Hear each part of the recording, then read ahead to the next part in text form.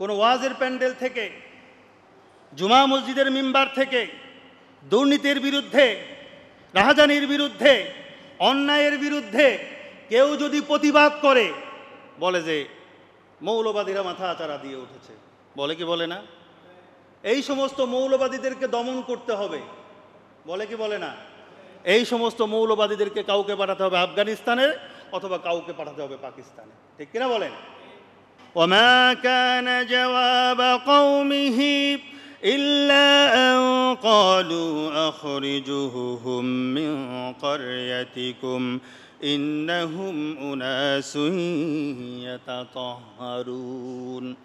ওমা কানা জওয়াব কওমিহি, তার কওম লূত আলাইহিস সালাতু ওয়াস সালামকে বললেন, ইল্লা ক্বালু আখরিজুহুম মিন ক্বরয়াতিকুম, বেশি কথা বলো না, তুমি যদি এরপরে আবারও আমাদেরকে আল্লাহ রাব্বুল আলামিনের দিকে যদি দাওয়াত দাও, ইসলামের দিকে যদি দাওয়াত দাও, তাহলে তোমাকে আমরা ঘর থেকে বের করে দেব। ইন্নাহুম উনাসুন ইয়াতাতাহহারুন, এত ভালো ভালো কথা বলতে আমাদের কাছে এসো না, তুমি ভালো ভালো কথা নিয়ে আমাদের কাছে এসো না, আমরা তোমাকে দাওয়াত দিই, বরঞ্চ তুমি তোমার কথাগুলো পরিহার করে আমাদের দরে চলে আসো।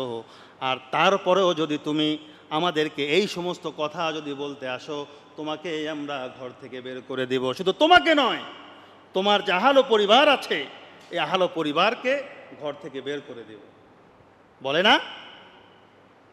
এটা কিন্তু লূত আলাইহিস সালাতু ওয়াস সালামের কওমের লোকেরা লূত আলাইহিস সালাতু ওয়াস সালামকে হুমকি দিয়েছিল। কিন্তু আমরা পরিতাপের সাথে দেখি 54 বছর বাংলাদেশের বয়স, এ পর্যন্ত কোনো আলেম ওলামা, কোনো পীর বুজুর্গ, কোনো পীর মাশায়েখ কোনোদিন পাকিস্তানেও গেল না, কোনোদিন আফগানিস্তানেও গেল না। বরঞ্চ যারা দেশপ্রেমিক হিসাবে নিজেদেরকে বাংলার জমিনে তারা প্রতিষ্ঠা করতে চেয়েছিল, বরঞ্চ তারাই বাংলার জমিন থেকে পালিয়ে কেউ গেছে আমেরিকায়, আবার কেউ গেছে হিন্দুস্তানে, গেছে না? লূত আলাইহিস সালাতু ওয়াস সালাম ছিলেন ইব্রাহিম আলাইহিস সালাতু ওয়াস সালামের ভাতিজা। কি ছিলেন? ভাতিজা। তাহলে ইব্রাহিম আলাইহিস সালাতু ওয়াস সালাম লূত আলাইহিস সালাতু ওয়াস সালামের কি ছিলেন? চাচা। দুইজন চাচা ভাতিজা, দুইজনই নবী। হযরত ইব্রাহিম আলাইহিস সালাতু ওয়াস সালাম নবী এবং হযরত লূত আলাইহিস সালাতু ওয়াস সালাম নবী। হযরত ইব্রাহিম আলাইহিস সালাতু ওয়াস সালাম যখন জন্মভূমি বাবেল শহর থেকে হিজরত করে বাইতুল মুকদ্দাসের অদূরে কেনান শহরে চলে আসেন, তখন হযরত লূত আলাইহিস সালাতু ওয়াস সালামও হযরত ইব্রাহিম আলাইহিস সালাতু ওয়াস সালামের সাথে হিজরত করেন। হযরত ইব্রাহিম আলাইহিস সালাতু ওয়াস সালাম কেন হিজরত করেছিলেন? হযরত ইব্রাহিম আলাইহিস সালাতু ওয়াস সালাম যখন তার বাবাকে ইসলামের দাওয়াত দিলেন, ইব্রাহিম আলাইহিস সালাতু ওয়াস সালামের বাবা কি ছিল? মূর্তি পূজারী না শুধু, তিনি ছিলেন মূর্তির কারিগর, তিনি মূর্তি বানাতেন। তো তিনি যখন তার বাবাকে যখন ইসলামের দাওয়াত দিলেন, তার বাবা তার বিরুদ্ধে আচরণ করলো। নমরুদ এবং তার বাবা তার বিরুদ্ধে যখন চলে গেলেন, তিনি অগ্নিকাণ্ড থেকে বের হয়ে তিনি তার স্ত্রী এবং লূত আলাইহিস সালাতু ওয়াস সালামকে নিয়ে হিজরত করেন।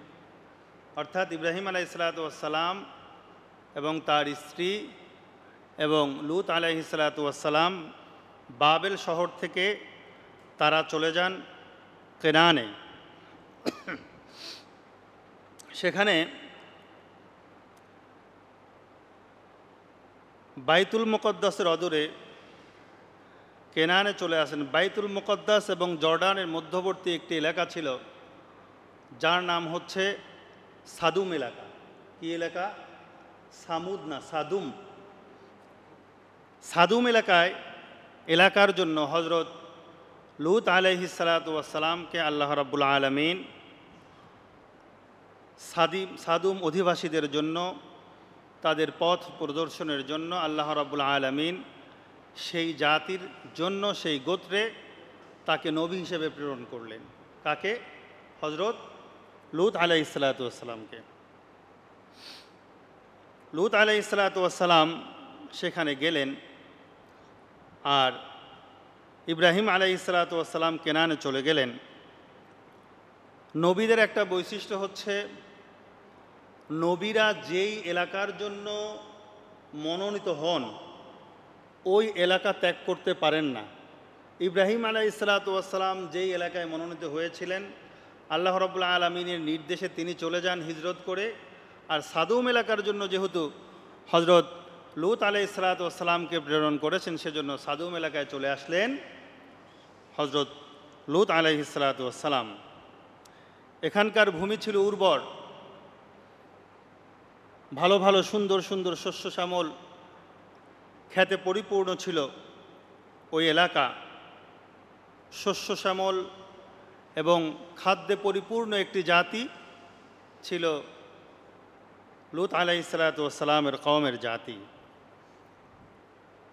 এবং তাদের প্রচুর ফল ফলাদি হতো। আল্লাহ রাব্বুল আলামিন তাদেরকে প্রচুর নিয়ামত দিয়েছিলেন।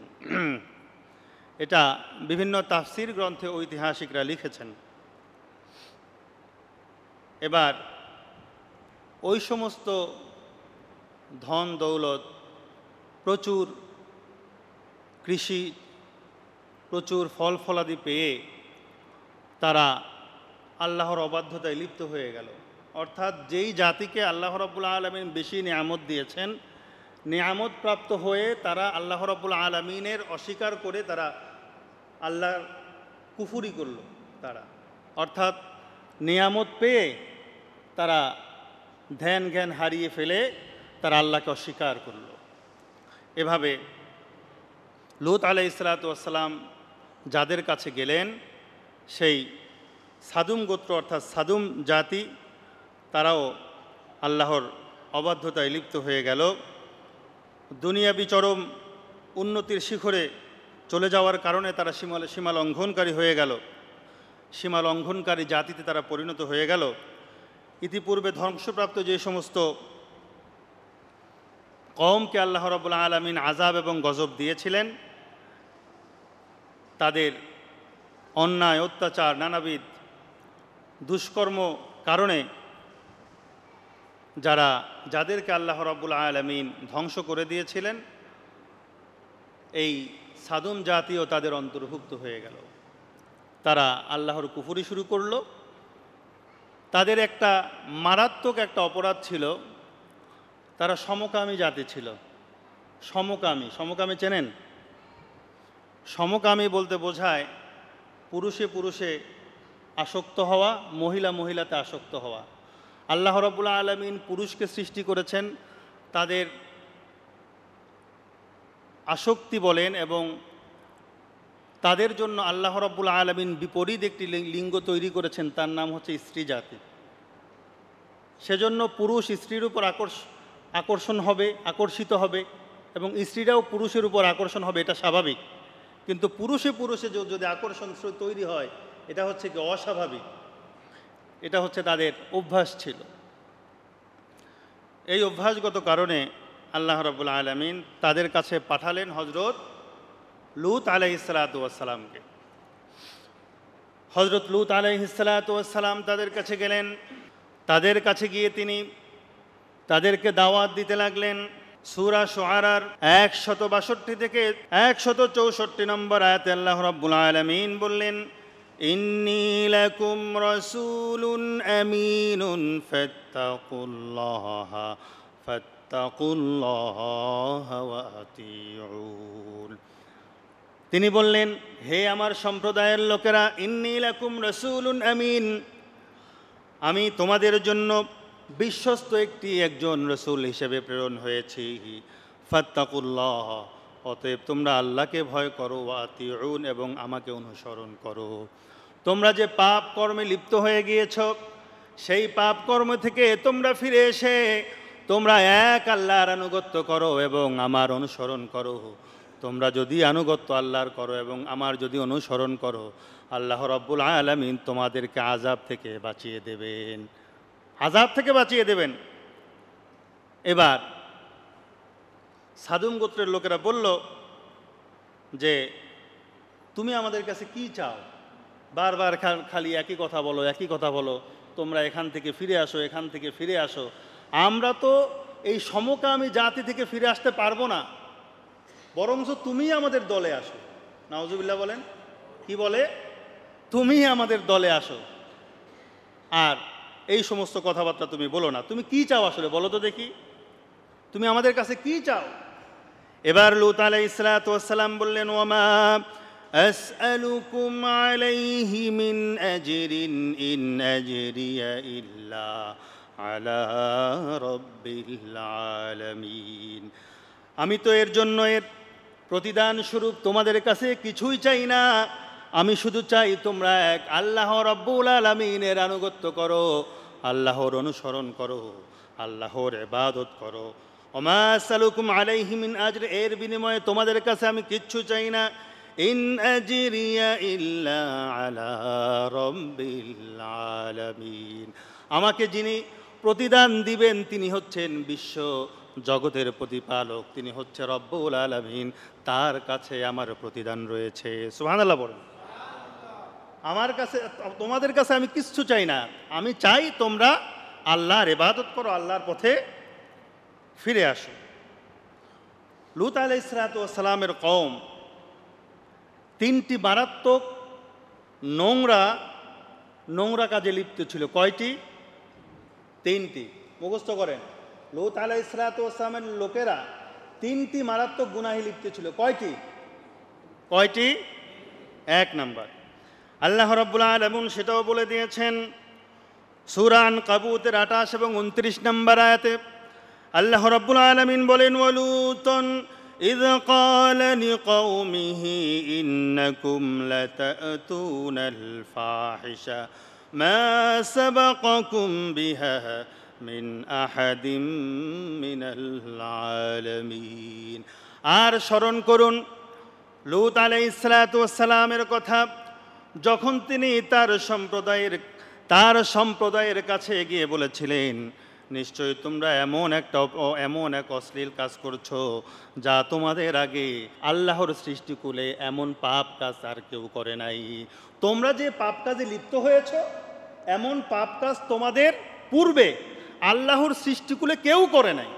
সুতরাং তোমরা ওই পাপ কাজ থেকে ফিরে আসো। أئنكم لتأتون الرجال وتقطعون السبيل وتأتون في ناديكم المنكر। লূত আলাইহিস সালাতু ওয়াস সালাম বলেছিলেন, তোমরা তিনটি কাজে লিপ্ত রয়েছো ইতিপূর্বে, যেই তিনটি কাজে কেউ লিপ্ত ছিল না। সুতরাং তোমরা সেই তিনটি কাজ থেকে বিরত হয়ে আল্লাহ রাব্বুল আলামিনকে ভয় করো, আল্লাহ রাব্বুল আলামিনের দিকে ফিরে আসো। তারা কয়টা নোংরা কাজে লিপ্ত ছিল? কয়টা? এক নাম্বার হচ্ছে, লূত আলাইহিস সালাতু ওয়াস সালাম বলছেন, তোমরা সমকাম করছো, হোমোসেক্সুয়ালিটি যেটাকে বলা হয়, পুরুষে পুরুষে তোমরা আসক্ত হচ্ছ, যেটা আল্লাহ রাব্বুল আলামিনের বিধানের একদম বিপরীত। তোমরা পুরুষে পুরুষে আসক্ত হচ্ছ, নারীতে নারীতে তোমরা পুরুষে পুরুষে আসক্ত হচ্ছ। তোমাদের আসক্ত হওয়ার কথা নারী, তোমাদের জন্য আল্লাহ রাব্বুল আলামিন স্ত্রী রূপে সৃষ্টি করেছেন নারীকে। এক নাম্বার, তারা কি পুরুষে পুরুষে আসক্ত হয়। দুই নাম্বার হচ্ছে ওয়াতাকতাউনাস সাবিল, তোমরা রাস্তাঘাটে ডাকাতি করছো, রাহাজানি করছো। কি করে? রাস্তাঘাটে ডাকাতি করে, মানুষজন গেলে তার সম্পদ ছিনিয়ে নেয়, রাহাজানি করে, আতঙ্ক সৃষ্টি করে, মানুষের বাড়িতে বাড়িতে গিয়ে ডাকাতি করে। আছে না? আমাদের সমাজে আছে। একটা সময় দেখতাম মানুষের বাড়িতে বাড়িতে গিয়ে ডাকাতি করতো, তারপরে আগে চিঠি দিত। চিঠি শুনছেন আপনারা? বিশেষ করে ওই যে ভোট দেয় যেটাকে বলা হয়, যে বাইকুলা টাইকুলা, এগুলো বেশি ছিল, তাই না? চিঠি দিত, যা কালকে আগামীকালকে তোমার বাড়িতে আমরা আসতেছি, সুতরাং সব কিছু নিয়ে তৈরি থাকলো। এরকম ওরা করতো। দুই নাম্বার। তিন নাম্বার হচ্ছে, তোমরা নিজেদের মজলিসে প্রকাশ্যে ঘৃণ্য কাজগুলো, মারাত্মক কাজগুলো করছো। অর্থাৎ তোমরা এই সমস্ত অন্যায় কাজগুলো করছো, তোমরা পুরুষে পুরুষে জেনা করছো, তারপরে ডাকাতি করছো। এটা কোথায় করছো? প্রকাশ্যে তোমাদের মজলিসে করছো। এটা গুনার কাজ মানুষ সচরাচর মানুষের সামনে করে? বলেন, মানুষের সামনে কিন্তু করে না, কিন্তু তারা কি করতো? মানুষের সামনে এ সমস্ত প্রকাশ্যে কাজে লিপ্ত হতো। 3 নাম্বার, কি গুনাহ, কোন গুনাহ? এটা কোরআনে আসে নাই, তাফসিরে আসে নাই। তাফসিরকারকরা বলছেন যে এটাই, যে কোনো গুনার কাজ প্রকাশ্যে করা এটা একটা স্বতন্ত্র গুনাহ। কি বলেছি? কোনো গুনার কাজ প্রকাশ্যে করা এটা একটা স্বতন্ত্র গুনাহ। অর্থাৎ প্রকাশ্যে যদি কোনো গুনার কাজ করা হয় তাহলে গুনার জন্য তার একটা গুনাহ সে করল, আর প্রকাশ্যে করার জন্য তার ডাবল গুনাহ হবে। সুতরাং তোমরা এই সমস্ত কাজগুলো করছো। ইতিপূর্বে এমন অশ্লীল কাজ কেউ করে নাই, এভাবে করে করে দাওয়াত দিচ্ছে। সুতরাং তোমরা এগুলা ছেড়ে দাও। লূত আলাইহিস সালাতু ওয়াস সালাম বলছেন, ওয়ালুতান ইয ক্বালা লিকাওমিহি আতাতুনাল ফাহিশাতা মা সাবাকাকুম বিহা মিন আহাদিম মিনাল আলামিন। লূত আলাইহিস সালাতু ওয়াস সালাম বলছেন, তোমরা এমন অশ্লীল কাজ, তোমরা এমন কুকর্ম শুরু করে দিয়েছ, আল্লাহ রাব্বুল আলামিনের সৃষ্টিকুলে ইতিপূর্বে এমন গুনাহের কাজ আর কেউ করে নাই, কেউ করে নাই। কি সেটা? সমকাম। কি কথা বলেন? কি? সমকামী। লূত আলাইহিস সালাতু ওয়াস সালাম এভাবে করে করে দাওয়াত দিচ্ছেন। তারপরে তিনি বলছেন, ইন্নাকুম লাতাতুনার রিজালা শাহওয়াতাম মিন দুনিন নিসা বাল আনতুম কওমুম মুসরিফুন। তোমরা তোমাদের যৌন চাহিদা পূরণের জন্য নারীদেরকে বাদ দিয়ে তোমরা পুরুষদের কাছে যাও। সুতরাং তোমরা সীমালঙ্ঘনকারী সম্প্রদায় হয়ে যাচ্ছ। তোমরা যেই কাজগুলো করছো এটা আল্লাহর চূড়ান্ত বাধ্যতা। সুতরাং তোমরা সেখান থেকে ফিরে আসো। লূত আলাইহিস সালাতু ওয়াস সালাম দাওয়াত দিলেন। এবার লূত আলাইহিস সালাতু ওয়াস সালামের কওম এর জবাবে কি বলে দেখেন। লূত আলাইহিস সালাতু ওয়াস সালামের কওম জবাব দিল লূতকে। তারা বললেন, কোরআনে কারীমের ভিতরে আল্লাহ রাব্বুল আলামিন তুলে দিয়েছেন, ওমা কানা জাওয়াবা কওমিহি ইল্লা আন ক্বালু আখরিজুহুম মিন ক্বরয়াতিকুম ইন্নাহুম উনাসুন ইয়াতাতাহহারুন। ওমা কানা জাওয়াবা কওমিহি, তার কওম লূত আলাইহিস সালাতু ওয়াস সালামকে বললেন, ইল্লা ক্বালু আখরিজুহুম মিন ক্বরয়াতিকুম, বেশি কথা বলো না। তুমি যদি এরপরে আবারও আমাদেরকে আল্লাহ রাব্বুল আলামিনের দিকে যদি দাওয়াত দাও, ইসলামের দিকে যদি দাওয়াত দাও, তাহলে তোমাকে আমরা ঘর থেকে বের করে দেব।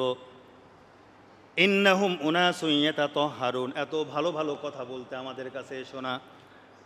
তুমি ভালো ভালো কথা নিয়ে আমাদের কাছে এসো না, আমরা তোমাকে দাওয়াত দিই, বরঞ্চ তুমি তোমার কথাগুলো পরিহার করে আমাদের দরে চলে আসো। আর তারপরেও যদি তুমি আমাদেরকে এই সমস্ত কথা যদি বলতে আসো, তোমাকে আমরা ঘর থেকে বের করে দেব। শুধু তোমাকে নয়, তোমার যে আহালো পরিবার আছে, এই আহালো পরিবারকে ঘর থেকে বের করে দেব। কি বললে? কাকে ঘর থেকে বের করে দিবে? লূত আলাইহিস সালাতু ওয়াস সালামকে। কেন? তার অপরাধ কি?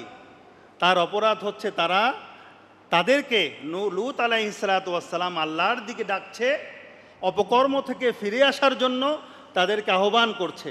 লূত আলাইহিস সালাতু ওয়াস সালাম কি এই সমস্ত কথাবার্তার ভিতরে লূত আলাইহিস সালাতু ওয়াস সালাম কি তাদেরকে রূঢ় কথা বলেছে, গালিগালাজ করেছে? কি বলেছে? তোমরা আল্লাহর দিকে ফিরে আসো, ভালো কাজ করো, ওই সমস্ত অপরাধগুলো করো না। বলেন তো দেখি, ওই লূতের কওমের সেই সমস্ত সময়ের সাথে আজকের এই বাংলাদেশের মিল আছে না নাই? আছে না?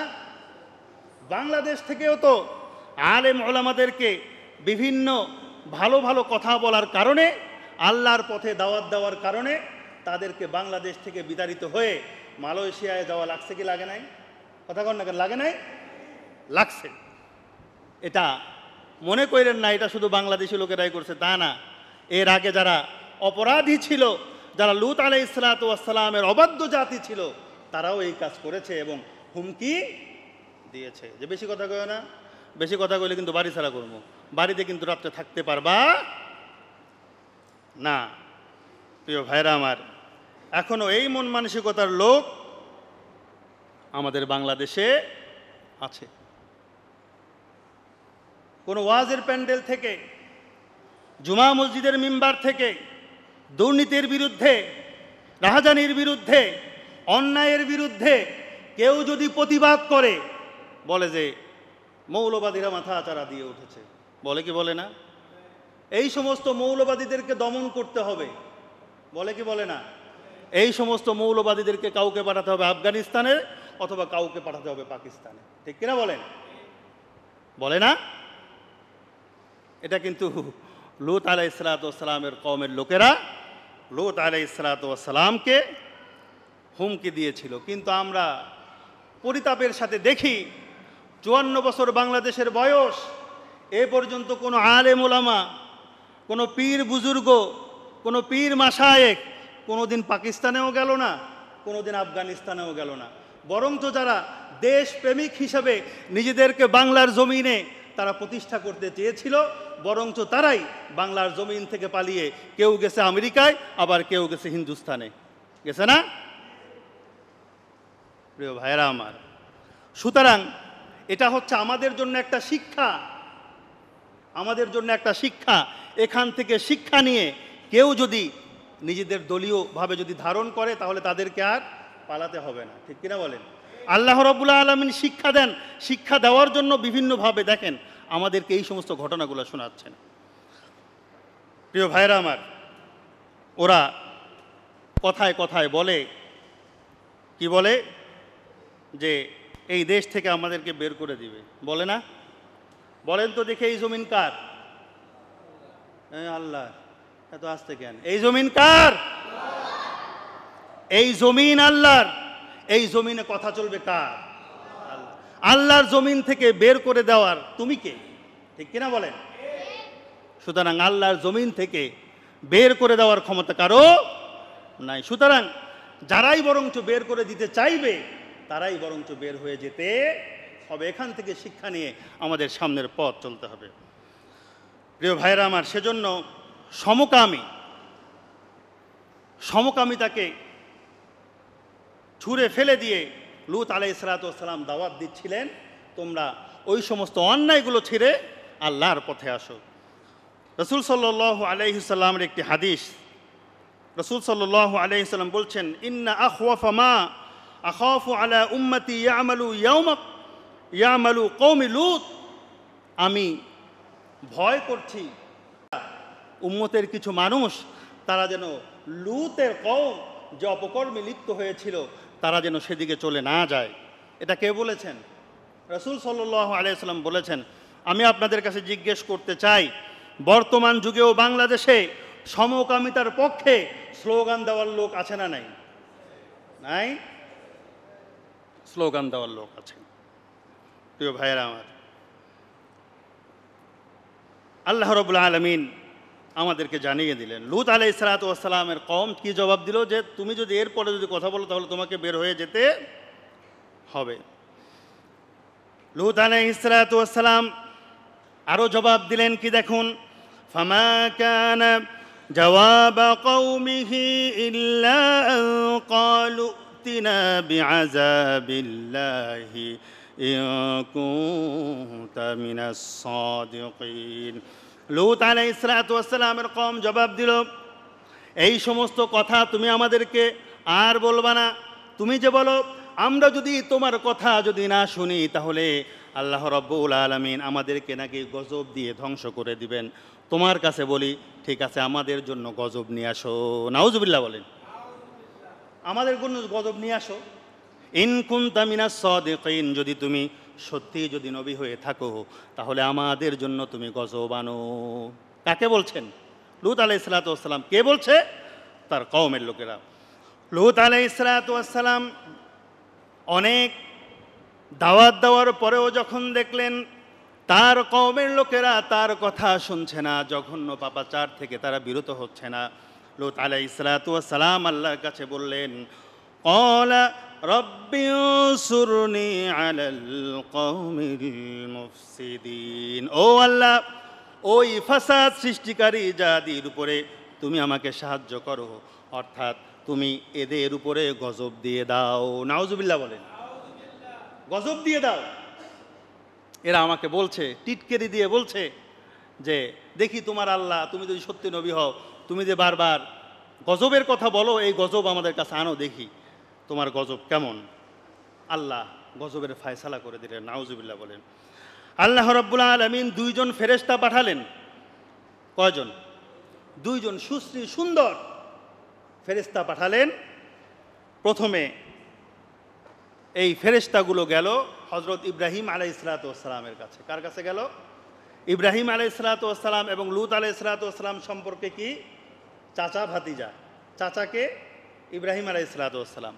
ফেরেশতা দুইজন ইব্রাহিম আলাইহিসসালামের কাছে আসলেন। আসার পরে গেলেন, যাওয়ার পরে কোত্থেকে আসছো, কি আসছো আমরা জিজ্ঞেস করি না, ভাই আপনারা তো চিনি না, আপনি কোত্থেকে আসছেন, এরকম বলি না আমরা? বলি না। ইব্রাহিম আলাইহিসসালাম কিচ্ছু জিজ্ঞেস করে নাই। কিচ্ছু জিজ্ঞেস না করে তিনি কি করলেন, একটি গরুর বাছুর ভুনা করে নিয়ে চলে আসলেন মেহমানদারি করার জন্য। সুবহানাল্লাহ বলেন। মেহমানদারি করার জন্য ফেরেশতাদেরকে দেখেই তিনি মনে করলেন এরা হচ্ছে মেহমান, সুতরাং এদের মেহমানদারি করা দরকার। প্রিয় ভাইরা আমার, লূত আলাইহিসসালাম চলে গেলেন ভিতরে গিয়ে তিনি তাদের জন্য খাবারের ব্যবস্থা করলেন। আল্লাহ রাব্বুল আলামিন এই কথাও বলে দিয়েছেন। আল্লাহ রাব্বুল আলামিন বলছেন, ওয়ালাকাদ জাআত রুসুলুনা ইব্রাহিম বিল বুশরা ক্বালু সালামা ক্বালা সালামুন ফামা লাবিসা আন জাআ বিইজলিন হানিজ। ওয়ালাকাদ জাআত রুসুলুনা ইব্রাহিম বিল বুশরা, যখন দুইজন আগন্তুক, দুইজন ফেরেশতা যখন ইব্রাহিম আলাইহিসসালামের কাছে আসলেন, ক্বালু সালামা, তিনি তাদেরকে দেখে বললেন আসসালামু আলাইকুম। আমরা দেখে বলি না আসসালামু আলাইকুম? ক্বালা সালামুন, তারাও বলল আসসালামু আলাইকুম বা ওয়ালাইকুমুস সালাম। ফামা লাবিসা আন জাআ বিইজলিন হানিজ, ইব্রাহিম আলাইহিসসালাম অন্ধরমহলে চলে গেলেন। অন্ধরমহলে চলে গিয়ে সেখানে তিনি একটি বাছুর জবাই করলেন। বাছুর জবাই করে ভুনা করে ওই দুইজন মেহমানের সামনে হাজির করে দিলেন। সুবহানাল্লাহ বলেন। কি শিখলেন? ইব্রাহিম আলাইহিসসালাম মেহমান ছাড়া খেতেন না। তিনি খাওয়ার সময় আসলে বাইরে বের হয়ে দেখতেন যে কোনো মেহমান আছে কিনা, ধরে নিয়ে আসতেন, ভাই আসেন আমার সাথে খান। আমরা করি? করি। কি বলে যে আমাদের দাদা বাবুদের দেশে কি বলে যে দাদা খেয়ে এসেছেন নাকি গিয়ে খাবেন নাকি? আজকে যদি না থাকেন তাহলে আগামীতে আসলে কিন্তু থাকতেই হবে। আজকে যদি নাও থাকেন আগামীতে আসলে কিন্তু আপনাকে থাকতেই হবে, ঠিক কি না? না, মেহমান হচ্ছে আপনার জন্য বরকত, ঠিক কি না? এটা রাসূলের শিক্ষা। ইব্রাহিম আলাইহিসসালাম আমাদের কি হন? পিতা। তিনি আমাদেরকে শিক্ষা দিয়েছেন। বাবার কাছ থেকেই তো সন্তানেরা শেখে, ঠিক কিনা? তো তিনি এভাবে করে নিয়ে আসলেন। ফামা লাবিসা আন জাআ বিইজলিন হানিজ, তিনি বিলম্ব না করে একটি বাছুর ভুনা করে নিয়ে আসলেন। এবার দেখেন আল্লাহ রাব্বুল আলামিন বলছেন, ফালাম্মা রাআ আইদিয়াহুম লা তাসিলু ইলাইহি নাকিরাহুম ওয়া আওজাসা মিনহুম খাইফা ক্বালু লা তাখাফ ইন্না উরসিলনা ইলা কওমি লূত। ফালাম্মা রাআ আইদিয়াহুম লা তাসিলু ইলাইহি নাকিরাহুম ওয়া আওজাসা মিনহুম খাইফা, ইব্রাহিম আলাইহিসসালাম যখন ভুনা করে গোশত দিলেন সামনে, এবার মেহমানরা কি করবে? খাবে তো, খাবে না? মেহমান নাকি ফেরেশতা না? মেহমানরা তো খায় না। ইব্রাহিম আলাইহিসসালাম ভয় পেয়ে গেলেন, কিরে মেহমানরা খায় না কেন? মেহমানদের তো খাওয়ার কথা, মেহমানরা খায় না কেন? ভয় পাওয়ার কারণ কি? মেহমানরা না খেলে ভয় পায় নাকি? কথা কয় না, আমার কথা মনে হয় বোঝে না। মেহমানরা না খেলে ভয় পায়? ভয় কেন পেলেন? কারণ হচ্ছে তখনকার একটা ট্র্যাডিশন ছিল, যেই সমস্ত ডাকাত দল ডাকাতি করবে, ডাকাতি করার আগে ওরা সার্ভে করতো, ওই বাড়িতে যায় ডাকাতি করব। যেই বাড়িতে তারা সার্ভে করার জন্য যাইতো ওই বাড়িতে তারা খাইতো না, ওই বাড়িতে তারা খেত না। ইব্রাহিম আলাইহিসসালাম আবার মনে করলেন এরা আবার ডাকাত টাকাত নাকি, এরা খায় না কেন? فلما رأى أيديهم لا تصل إليه نكرهم وأوجس منهم خيفة قالوا لا تخف إنا أرسلنا إلى قوم لوط। ফেরেশতারা বললেন, ও নবী ইব্রাহিম আপনি ভয় পায়েন না, আমরা সাধারণ কোনো মানুষ নই, আমরা কিভাবে খাবো, আমরা তো ফেরেশতা। ইন্না উরসিলনা ইলা কওমি লূত, আমাদেরকে আল্লাহ রব্বুল আলামিন আপনার ভাতিজা লূত আলাইহিস সালাতু ওয়াস সালামের কাছে পাঠিয়েছেন। সুবহানাল্লাহ পড়েন। লূত আলাইহিস সালাতু ওয়াস সালামের নিকট পাঠিয়েছেন। আমার কাছে কেন আসলে? ইব্রাহিম আলাইহিস সালাতু ওয়াস সালামকে এই দুইজন ফেরেশতা দুইটা সুসংবাদ দিয়েছেন। সেটা হচ্ছে হযরত ইসমাঈল আলাইহিস সালাতু ওয়াস সালাম এবং ইসহাক আলাইহিস সালাতু ওয়াস সালামের আগমনের সুসংবাদ দিয়েছেন। ও ইব্রাহিম, এতদিন ধরে আল্লাহর কাছে আপনি চাইছেন, আল্লাহ রাব্বুল আলামিন আপনাকে ইসমাইলের সুসংবাদ দিচ্ছে, কিছুদিন পরেই আপনার ঘরে আসবে ইসমাইল। এবং তাহলে তোমরা কোথায় যাচ্ছ? আমরা এখন চলে যাচ্ছি লূত আলাইহিস সালাতু ওয়াস সালামের কাছে আপনার ভাতিজা। কেন? বলা যে ওইখানে ওদেরকে ধ্বংস করে দিব, ওরা আল্লাহর বিরুদ্ধাচরণ করছে, ওদেরকে ধ্বংস করে দিব। তখন ইব্রাহিম আলাইহিস সালাতু ওয়াস সালাম কয় যে ওইখানে না আমার ভাতিজা আছে, আমার ভাতিজা কিন্তু ওখানে আছে। কয় আপনার ভাতিজা যে আছে, তার আহলো পরিবার যে আছে, এটা আমাদের নলেজে আছে, আল্লাহ রাব্বুল আলামিন আমাদেরকে জানিয়ে দিয়েছেন ওখানে আপনার ভাতিজা আছে, সুতরাং আপনার ভাতিজার ব্যাপারে আপনার চিন্তা করার কোনো দরকার নাই। এবার তারা চলে গেলেন। তাফসীরের ভিতরে আসছে হযরত লূত আলাইহিস সালাতু ওয়াস সালামের এলাকায় ওই ফেরেশতারা যখন ঢোকে তখন হচ্ছে বিকাল। তখন বিকাল হয়ে গেছে। তারা ঢুকছে, ঢোকার পরে তারা সরাসরি লূত আলাইহিস সালাতু ওয়াস সালামের ঘরের ভিতরে তারা ঢুকলো। এই খবরটা আবার তার স্ত্রী বিভিন্ন জায়গায় ছড়াইয়া দিল, এই হ্যাঁ আমাদের ঘরে এমন দুইজন লোক আসছে, যেই দুইজন লোকের দিকে যদি তোমরা তাকাও তোমরা আর চোখ ফেরাতে পারবে না, সুতরাং তোমরা তাড়াতাড়ি আসো। নাউজুবিল্লাহ পড়েন। কে বলেছে? স্ত্রী।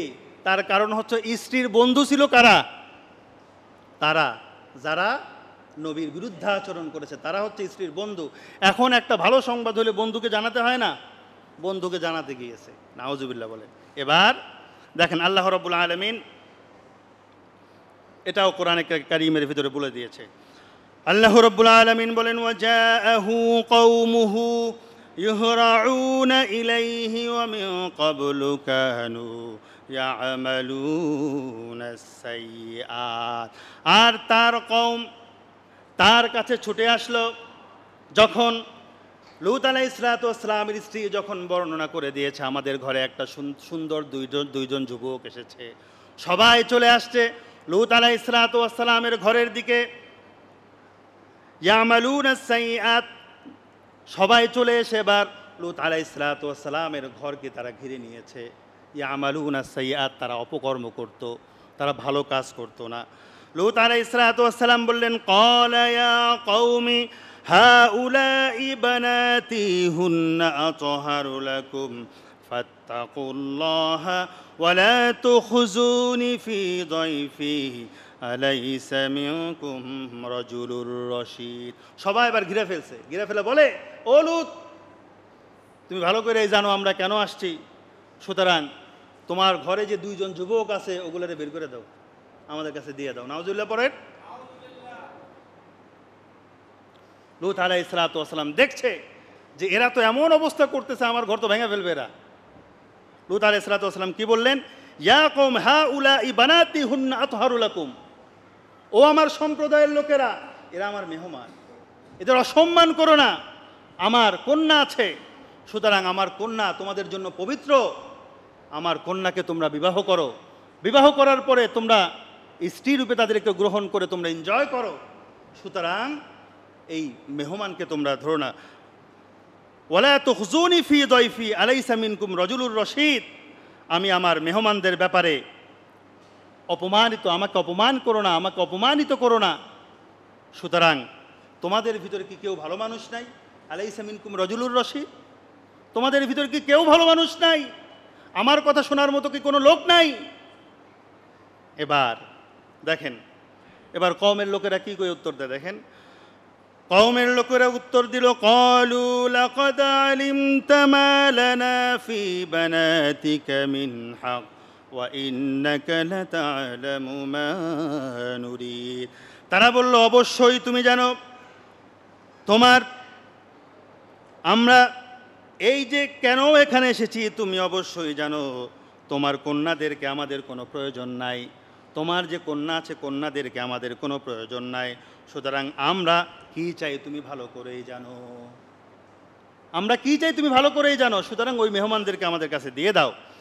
ক্বালা লাউ আন্না লি বিকুম কুওয়াতান আও আবি ইলা রুকনিন শাদীদ। তিনি বললেন, অসহায় হয়ে বললেন, ও আমার কওমের লোকেরা, আমার আজকে তোমাদেরকে ঠেকানোর মতো কোনো শক্তি হয়তো আমার কাছে নাই। যদি আমার কাছে একটি শক্তি থাকতো তাহলে আমি তোমাদেরকে প্রতিহত করে দিতাম। এবার ফেরেশতারা লূত আলাইহিসসালামের মুখের দিকে তাকায় বুঝতে পারছে লূত আলাইহিস সালাম তো ভয় পেয়ে গেছে। ওরা যে ফেরেশতা এটা কি জানে? লূত আলাইহিস সালাম জানে না। ওরা লূত আলাইহিস সালাম চিন্তা করছে আমার মেহমান, এদের অপমান যদি হয় তাহলে তো আমার অপমান, এদের অপমান যেন না হয়, তিনি সর্বোচ্চ চেষ্টা করছেন। এবার ফেরেশতারা বলছে, ক্বালু ইয়া লূত ইন্না রুসুলু রাব্বিকা লা ইয়াসিলু ইলাইকা ফাআসরি বিআহলিকা বিকিত'ইম মিনাল লাইলি ওয়া লা ইয়ালতাফিত মিনকুম আহাদুন ইল্লা ইমরাআতাক। তারা বলল, হে লূত, ইন্না রুসুলু রাব্বিকা লা ইয়াসিলু ইলাইকা ফাআসরি বিআহলিকা বিকিত'ইম মিনাল লাইল। হে লূত, আমাদের ব্যাপারে তুমি ভয় করো না, আমরা কোনো মানুষ নই, আমরা হচ্ছে ফেরেশতা। সুবহানাল্লাহ বলেন। লা ইয়াসিলু ইলাইকা ফাআসরি বিআহলিকা বিকিত'ইম মিনাল লাইল। সুতরাং তুমি এবং তোমার পরিবারের ভিতরে যারা আছো তারা রাত্রের কোনো এক অংশে তোমরা এই এলাকা ত্যাগ করে চলে যাও, পিছন দরজা দিয়ে বের হয়ে যাও, তোমরা এখান থেকে চলে যাও। ওয়ালা ইয়ালতাফিত মিনকুম আহাদুন ইল্লা ইমরাআতাক। তোমার আহালকে নিয়ে যেতে বলছি, তোমার আহালের ভিতরে পরে হচ্ছে তোমার দুই কন্যা, তুমি এবং তোমার দুই কন্যা তারা পিছন দরজা দিয়ে বের হয়ে তোমরা এখান থেকে চলে যাও। ইল্লা ইমরাআতাক, কিন্তু তোমার স্ত্রীকে তোমাদের সাথে নেওয়া যাবে না, তোমার স্ত্রীকে তোমাদের সাথে নেওয়া যাবে না। লূত বললেন, আমার স্ত্রীকে আমার আহল পরিবার নয়? ফেরেশতারা বললেন, না। তার কারণ হচ্ছে তারা যোগ দিয়েছে কার সাথে? কার সাথে? যারা কাফের তাদের সাথে বন্ধুত্ব স্থাপন করেছে। সুতরাং তার সম্পর্ক তাদের সাথে, তাদের পরিণতি যাই হবে তোমার স্ত্রীর পরিণতি তাই হবে। সুতরাং তুমি পিছনে তাকানোর কোনো সুযোগ নাই, তুমি সামনে চলে যাও, পিছনে তাকাবে না। লূত আলাইহিস সালাম চলে গেলেন। এবার লূত আলাইহিস সালাম যখন চলে গেলেন, এবার সমস্ত কওমের লোকেরা দরজা জানালা ভেঙে ভিতরে প্রবেশ করলো। ভিতরে কে আছে? ফেরেশতা আছে, তাই না? দেখেন, ভিতরে প্রবেশ করার পরে আল্লাহ রাব্বুল আলামিন কি হয়েছে সূরা কমারের 37 নম্বর আয়াতে বললেন, ওয়ালাকাদ রাওয়াদুহু আন দাইফিহি ফাতামাসনা আ'য়ুনুহুম ফাযুকু আযাবি ওয়া নুযুর। ভিতরে যখন ঢোকার পরে জিবরাইল আলাইহিস সালাম তার ডানা দিয়ে একটা ঝাপটা মারলেন। একটা ঝাপটা মারার সাথে সাথে সমস্ত মানুষের চোখ থেকে তাদের দৃষ্টিশক্তি হারিয়ে গেলে সমস্ত মানুষগুলো অন্ধ হয়ে গিয়েছে। সুবহানাল্লাহ বলেন। অন্ধ হয়ে গিয়েছে, তার মানে গজব এবং আযাব শুরু। তার আগে চলে গিয়েছেন লূত আলাইহিস সালাম। চলে যাওয়ার পরে প্রথম গজব কি? তারা অন্ধ হয়ে গিয়েছে। এবার অন্ধ যখন হয়ে গিয়েছে, সকাল হয়ে গিয়েছে, সকাল হয়ে যাওয়ার পরে আযাব শুরু হয়ে গেল। আল্লাহ রাব্বুল আলামিন সূরা হুদের 82 নম্বর আয়াতে বলেন, ফালাম্মা জাআ আমরুনা জাআলনা আলিয়াহা সাফিলাহা ওয়া আমতারনাহা আলাইহা হিজারাতাম মিন সিজ্জিলিম মাউদুদ। আল্লাহ রাব্বুল আলামিনের হুকুম যখন আসলো, আদেশ যখন আসলো, সাফিলাহা, আল্লাহ রাব্বুল আলামিন ওই যে তার কওমের যে এলাকা ছিল, এলাকাটাকে ধরে আল্লাহ রাব্বুল আলামিন পুরা উল্টিয়ে দিয়েছেন। সুবহানাল্লাহ বলেন, উল্টিয়ে দিয়েছেন, পুরা উল্টিয়ে দিয়েছেন। ওই দুই ফেরেশতা আপনার তাফসীরের ভিতরে আসছে, কোদাল যেরকম মাটি কাটে না কোদাল, ওই রকম চার পাশ দিয়ে হাত দিয়ে ধরে পুরা জমিনটাকে উপর করে একবারে ভাবে করে ছেড়ে দিয়েছেন। তারপর কি হলো? وأمطرنا عليها حجارة من سجيل منضود। আল্লাহ রাব্বুল আলামিন বলেন, আমি শুধু উল্টিয়ে ধ্বংস করে দিলাম তাই নয়, উল্টিয়ে দেওয়ার পরে আমি রব্বুল আলামিন পাথর বর্ষণ করে তাদেরকে ছিন্ন বিচ্ছিন্ন করে দিয়েছি। তারা ছাতুর মতো হয়ে গিয়েছে। কিসের মতো? তুষের মতো হয়ে গিয়েছে তারা। মুসাওয়ামাতান ইনদা রাব্বিক, আল্লাহ রাব্বুল আলামিন বলেন, আমি রব্বুল আলামিন তাদেরকে ধ্বংস করার জন্য যেই সমস্ত পাথরগুলো পাঠিয়েছিলাম, ওই সমস্ত পাথরগুলোর ভিতরে কে কোন পাথরটা কোন দুশমনের গায়ে পড়বে, আমি রব্বুল আলামিন ওই পাথরের গায়ে লিখে দিয়েছিলাম। বলেন সুবহানাল্লাহ। পাথর বৃষ্টি শুরু হয়ে গেল। পাথর বৃষ্টি একটার পর একটা, একটার পর একটা পড়তেছে। বৃষ্টি যেরকম পড়ে একটার পর একটা, একটার পর একটা পড়ে পুরা উল্টিয়ে দিয়ে একবারে ফিনিশ করে দিয়েছেন। ওইখানে যে কোনো জাতি ছিল, সেই জাতির কোনো চিহ্ন আল্লাহ রাব্বুল আলামিন রাখলেন না। পরের দিন হযরত লূত আলাইহিস সালাতু ওয়াস সালাম আসলেন, এসে দেখলেন ওইখানে কিচ্ছু নাই, কিচ্ছু নাই, একটা সাগরে পরিণত হয়ে গেছে, যেটাকে বলে মৃত সাগর, ডেড সি, যেখানে কোনো মাছ বাঁচতে পারে না, যেখানে কোনো মানুষ ওখানে যায় না, ডেড সি, পুরা সাগরে পরিণত করে দিয়েছেন। লূত আলাইহিস সালাতু ওয়াস সালাম গিয়ে সেখানে দেখলেন। লূত আলাইহিস সালাতু ওয়াস সালামের পরিবারকে আল্লাহ রাব্বুল আলামিন বলছেন, ফাআনজাইনাহু আহলাহু ইল্লা ইমরাআতা কানাত মিনাল গাবিরিন। ও লূত, আমি তো তোমাকে বাঁচিয়ে দিয়েছি, ওয়া আহলাহু, তোমার পরিবারকে বাঁচিয়ে দিয়েছি, ইল্লা ইমরাআতাক, তোমার স্ত্রীকে বাঁচালাম না কেন বলো তো দেখি, কেন বাঁচালাম না? তার কারণ হচ্ছে, বলেন তো দেখি আপনারা, যে তার স্ত্রী কি সমকামী ছিল? কথা কয় না কেন? সমকামী হতে হলে পুরুষে পুরুষে হতে হয়, মহিলা মহিলা হতে হয়। তখন তো পুরুষে পুরুষে সমকামী ছিল, তার স্ত্রী তো মহিলা, মহিলা হওয়া সত্ত্বেও তাকে কেন ধ্বংস করা হলো? কানাত মিনাল গাবিরিন, তার কারণ হচ্ছে তারা ছিল সমকামী, যারা ছিল তাদের সমর্থক ছিল, তারা তাদের সহযোগী তারা ছিল। এখান থেকে কি বুঝলেন? আপনি অন্যায় করলেন না, কিন্তু অন্যায় যারা করে তাদের আপনি যদি সহযোগী হন, তাদের যদি আপনি সাপোর্ট করেন, তাহলে তারা যেভাবে ধ্বংস হবে আপনিও সেভাবে ধ্বংস হবেন। সেজন্যই তো রাসূল সাল্লাল্লাহু আলাইহি ওয়াসাল্লাম বলছেন, আল মারউ মাআ মান আহাব্বা, কাল কিয়ামতের কঠিন ময়দানে যার সাথে যার বন্ধুত্ব ছিল, সে তার সাথেই কিয়ামতে উঠবে। আপনার যদি বন্ধুত্ব থেকে থাকে ওই যারা লুণ্ঠন করে, চাঁদাবাজি করে, রাহাজানি করে, তাদের সাথে যদি আপনার সম্পর্ক হয়, কাল কিয়ামতের ময়দানে তাদের সাথে উঠতে প্রস্তুত থাকুন। আর আপনার সম্পর্ক যদি হয় আলেম ওলামাদের সাথে, ইসলামপন্থীদের সাথে, তাহলে আপনি মনে করতে পারেন, আশা করতে পারেন, কাল কিয়ামতে আপনার হাসর নাসর হয়তো আলেম ওলামাদের সাথে হয়ে যেতে পারে। আর যদি না হয়, তাহলে রাসূলের হাদিস মিথ্যা হয়ে যাবে। প্রিয় ভাইরা আমার, আল্লাহ রাব্বুল আলামিন আমাদেরকে ভালো মানুষ যারা, তাদেরকে সহযোগিতা এবং তাদের সাথে থাকার তৌফিক দান করেন, সকলে বলে আমিন। আর পৃথিবীতে বর্তমানে যেই সমস্ত অন্যায়ের জন্য লূত আলাইহিস সালাতু ওয়াস সালামকে, তার কওমকে ধ্বংস করা হয়েছে, লূত আলাইহিস সালামের কওমকে, সেই সমস্ত অন্যায় যদি আবারও আসে, তাহলে প্রতিটা মুসলমানের ইমানি দায়িত্ব হতো সেই সমস্ত অন্যায়ের বিরোধিতা করা এবং সেই সমস্ত অন্যায়ের প্রতিবাদ করা। ঠিক কিনা বলেন? সুতরাং ইউনূস সরকারকে বলতে চাই, আপনি সমকামিতাকে প্রমোট করতে গিয়ে আপনি জাতিসংঘের মানবাধিকার কমিশনকে বাংলাদেশে বসাবেন না, আর অশ্লীলতাকে প্রমোট করতে গিয়ে আপনি ওই যারা পতিতা তাদেরকে আর টাকা দেবেন না। ঠিক কিনা বলেন? যদি আবার দেন, তাহলে ওই ফ্যাসিস্ট সরকারকে যেভাবে জনগণ নামতে বাধ্য করেছে, আপনাকেও সেভাবে নামতে বাধ্য করবে। তার কারণ হচ্ছে বাংলাদেশের মানুষ ইসলাম প্রেমিক। ইসলামের বিরোধিতা কোনো সরকার করবে আর বাংলাদেশের জনগণ বসে থাকবে, এটা হতে পারে না। ঠিক কিনা বলেন? প্রতিজনের ইমানি দায়িত্ব। আর যদি মনে করেন যে না, আপনার ভিতর থেকে সেটা আসছে না, আপনি মনে করবেন আপনার ইমানটা মরে গিয়েছে, আপনার আবার নতুন করে ইমান আনা জরুরি। আর যদি ইমান যদি আনতে না পারেন, তাহলে বেঈমান হয়ে মরার জন্য প্রস্তুত থাকেন। প্রিয় ভাইয়েরা আমার, আমাদের